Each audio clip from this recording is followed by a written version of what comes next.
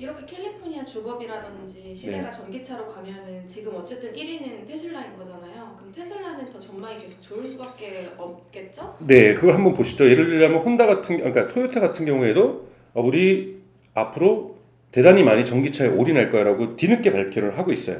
그런데 토요타 같은 경우는 지금 글로벌 생산량으로 넘버 원이거든요. 그러니까 내연기관을 합치면 글로벌 넘버 원은 토요타, 넘버 투가 폭스바겐입니다. 그러니까 지금 폭스바겐은 지금 전기차로 올인하고 있고 벌써 유럽에서는 양산에 들어가면서 지금 유럽에서 판매율 2위를 기록하고 있어요. 그런데 대량 생산은 내년부터 가능합니다. 그러니까 그리고 폭스바겐 같은 경우는 이미 미국에다도 공장을 짓고 있고 그 공장 가동이 내년부터예요. 그래서 ID4라고 하는 SUV 전기차가 내년부터 양산이 되게 되어 있고요. 연간 생산량이 거기 또 30만 대 정도 됩니다. 그러니까 폭스바겐이 가장 먼저 제가 보기엔 빠른 속도로 지금 양산 속도를 만들어내고 있고 토요타 같은 경우는 2025년에야 비로소 40만 대를 만든다 그래요.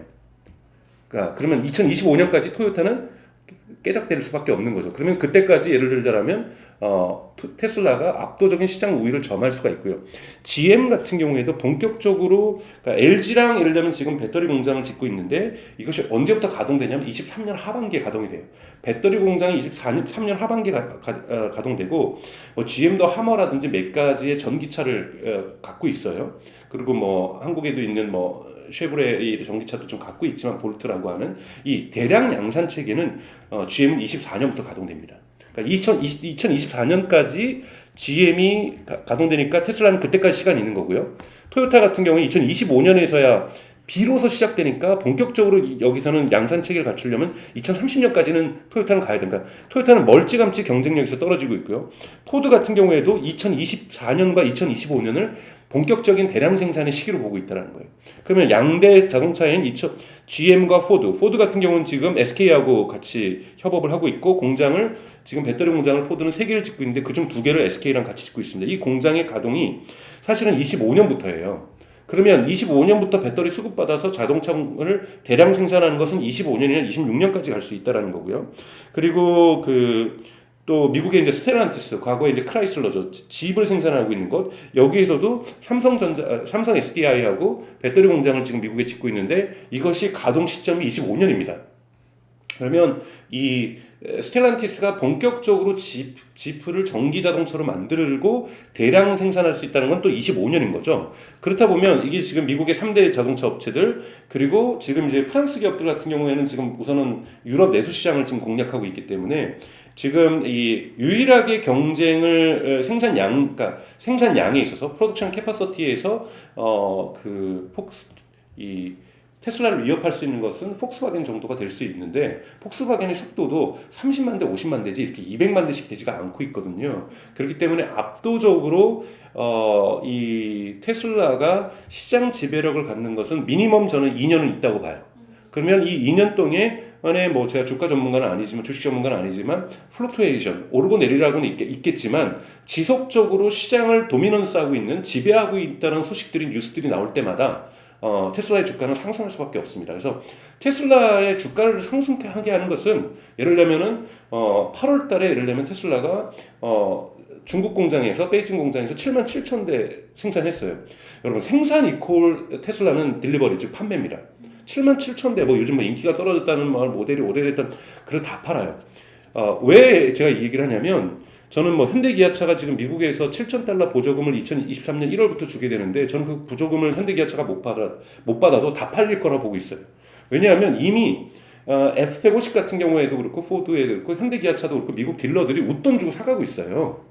즉 가격이 지금 이미 내연기관차에 비해서 평균 가격 대비 같은 어떤 동종 차량 비용이 35% 지금 전기차가 비쌈에도 불구하고 그것이 웃돈까지 줘가면서도 물건이 전체가 다 팔리고 있다는 것은 현대기아차가 보조금을 못 받는 한이 있어도 제가 보면 판매가 안 되는 일은 없을 거예요. 그래서 문제는 여기다가 물건을 공급해 줄 수 있는 능력이라고 볼 수가 있는데 이미 테슬라는 이걸 갖추고 있기 때문에 테슬라가 분기마다 얼마나 만큼 생산하고 있는가 지금 테슬라가 현재 가장 이제 주춤했던 것은 올해 이제 4월 달에 상하이 공장이 셧다운 됐던 것. 거의 한 달 가까이 셧다운 되면서 공장 가동이 멈췄고 그리고 베를린은 공장을 가동을 했으나 노동자를 못 뽑았던 거죠. 원래 베를린 공장은 3교대로 움직일 수 있는데 지금 1교대밖에 못하는 노동자들을 구한 거예요. 그리고 8월 달에는 다들 휴가 가야 된다니까 그런 휴가 가는 동안 몇 명 빠지고 이렇게 하면 안 될 바에 그래서 공장문 3주 문 닫았어요. 다 같이 놀자고 해서. 뭐 이런 문제들이 좀 있었지만 본격적으로 풀 가동되는 이제 9월, 10월 달 되기 시작하면은 현재 테슬라의 예상치는 올해는 180만 대입니다. 여러분 작년에 테슬라가 생산했던 것이 90만 대 좀 넘었었어요. 그러면 2배가 늘어나는 거예요. 이런 소식들이 전해질 때 테슬라의 주가는 올라갈 수밖에 없고 좋은 모델들이 나온다고 해서 이제 시장에서도 월스트리트 같은 월가 같은 경우에서도 이제 전기차 시장에 대해서 어느 정도 시장이 이것이 매스 마켓 대중 시장화 된다라는 것을 알고 있기 때문에 매스 마켓에서 제일 중요한 것은 시장 지배력 마켓 쉐어거든요. 즉 마켓 쉐어를 테슬라가 계속해서 주도할 수밖에 없는 시장이기 때문에 저는 충분히 이 테슬라의 지배력은 2년 정도는 갈 거다라고 저는 생각이 들고 그 다음 지켜봐야 될 그룹이 이제 폭스바겐인 거고 그 다음에 저는 현대기아차가 충분히 가능성이 있다고 보여요. 현대기아차 지금 내년에 유럽에는 약 2만 유로 정도 즉 한국 돈으로 한 3천만 원 정도의 전기차를 시판한다 그러거든요. 저는 이것도 매우 유효한 전략이라고 봅니다. 즉 제네시스에 있는 SUV를 전기차로 만들어서 프로핏 레이트, 그러니까 이윤율을 높일 수 있는 것도 중요하지만 우선은 시장에 많이 까는 것도 중요하기 때문에 판매율을 높이기 위해서 마켓쉐어를 높이기 위해서 중저가 전기차를 대량 공급하는 것도 의미가 있기 때문에 현대기아차도 이런 부분에서 긍정성을 갖고 있다고 보고 있습니다. 네. 캘리포니아 주에서 이렇게 내연기관 신차 판매 전면 금지를 하면서 진짜 전기차에 대한 게 법제화되어 있고 근데 하이 디맨드 시장에 정말 서플라이를 잘 하는 업체가 중요한데 아직까지는 이게 테슬라가 압도적이고 그 다음 2024년까지는 테슬라가 압도적일 거고 2024년 말까지 2024년 말까지는 최소한 앞으로 2년 더 있죠. 네. 그 다음으로는 폭스바겐이나 현대차가 따라올 거라고 생각을 하지만 그 와중에 사실 테슬라가 뭐 멈춰 있을 또 가능성은 없고 같이 성장을 하게 되면은 어떻게 될지는 또 모르겠네요. 그렇죠. 예를 들면 지금 이제 내놓고 있는 것이 이제 셈이라고 하는 트럭 전기차, 그러니까 아예 트럭 시장에 들어간다든지 왜냐하면 그건 되게 고부가가치 산업 쪽이거든요. 그리고 이제 테슬라가 이제 문제는 이제 중국에서 대단히 많이 팔리고는 있습니다만 중국의 BYD라든지 중국 시장의 어떠한 업체들과의 경쟁도 치열하거든요. 그런데 중국은 대단히 중저가 EV 시장이 지배력을 갖고 있어요. 그래서 이제 많은 전략가들이 이제 얘기하는 거는 테슬라가 모델 3보다 예를 들면 모델 2를 내놓든지 모델 4를 내놓든지 뭐 이름을 어떻게 하든지 간에 지금보다 한 30-40%는 최소한 물론 지금 테슬라가 지금 모델 Y하고 모델 3의 저가 버전을 지금 중국에 생산하고 있어요. 저가 버전인데 이거보다 더 저렴한 버전을 만들어야 결국은 BYD랑도 경쟁을 할 수가 있다. 근데 저는 그렇게까지 부정적으로 보지 않는 것은 뭐 중국에서도 없어서 못 사야지. 그러니까 BYD가 생산량이 많아서 테슬라를 앞서고 있는 거지. 네. BYD 모델이 무조건 좋기 때문에 그러니까 모델의 경쟁력이 지금 중요한 시장이 아니라는 거예요. 일단. 근데 이제 2025년부터 2030년 즉 마켓 세츄레이션, 즉 마켓이 포화 상태로 들어가기 하게 되면 모델도 넘쳐나고 물건도 넘쳐나기 시작하면 그때부터 모델 경쟁력이 중요합니다.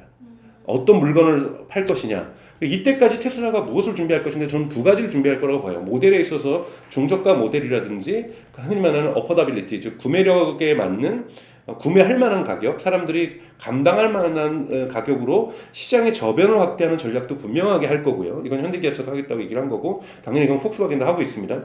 두 번째는 이제 소프트웨어 부분이죠. 저는 이건 자율주행을 좀 포커스를 하고 싶지는 않은데요. 자율주행이 중요한 건 아니기 때문에 자동차 OS 시장이 2025년 정도 되면 본격화될 거라고 보고 있어요. 그러니까 즉 자동차에 OS가 탑재돼서 iOS라든지 안드로이드처럼 OS가 업데이트 될 때마다 우리가 그런 거 느꼈잖아요. 애플 갖고 계신 분들, 안드로이드 갖고 계신 분들, 갤럭시 갖고 계신 분들 OS가 업데이트 될 때마다 뭔가 내 휴대폰, 스마트폰 좀 좋아진 것 같다라는 느낌들 이런 거 느끼잖아요.